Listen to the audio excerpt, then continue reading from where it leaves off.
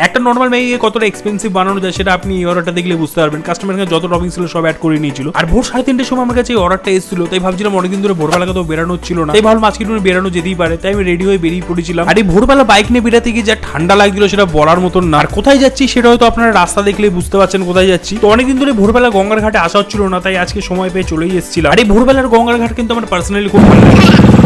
সকালবেলা গঙ্গার পার সাথে চা আলাদাই। আর এতদিন পর যখন এসছি তা ভাবলাম একটু মন্দিরে যাবো না কেন, তাই সবার আগে বাইকটাকে রেখে আমি একটু মন্দিরে চলে যাই। এখানে একটু প্রণাম করে মাথা ঠেকে তারপর আমি চলে আসি হচ্ছে এখানে ক্যাত মারতে। আর এখানে কিছুক্ষণ দাঁড়িয়ে সকালবেলা গঙ্গার পাড়ে ঠান্ডা আবহাওয়াটা আমি উপভোগ করছিলাম।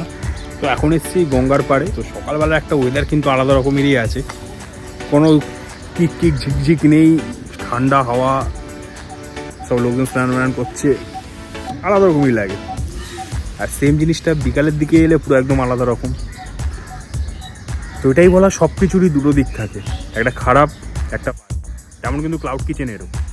আপনারা দেখে হয়তো অনেকে ভাবছেন অনেক টাকা কামাচ্ছে, কিন্তু সেরকম না, এরও কিন্তু আর একটা দিকও আছে, অনেক খাটনিও আছে। আর না চা না পাওয়ার কারণে আমার এখানে মাথা ঘোরা ছিল, তাই আমি শেষমেশ এখানে চা নিয়ে নিই। তারপর এখানে চলে আসি ঘাটে, সবাই ঠিকঠাক স্নান কাপড় জামা কাচ্ছে কিনা সেটা আমি দেখে চলে যাই হচ্ছে নানপুরির দোকানে। নানপুরি খেয়ে চলে আসি বাড়ি। তো আজকের মতো এতটাই, দেখা হচ্ছে কালকে।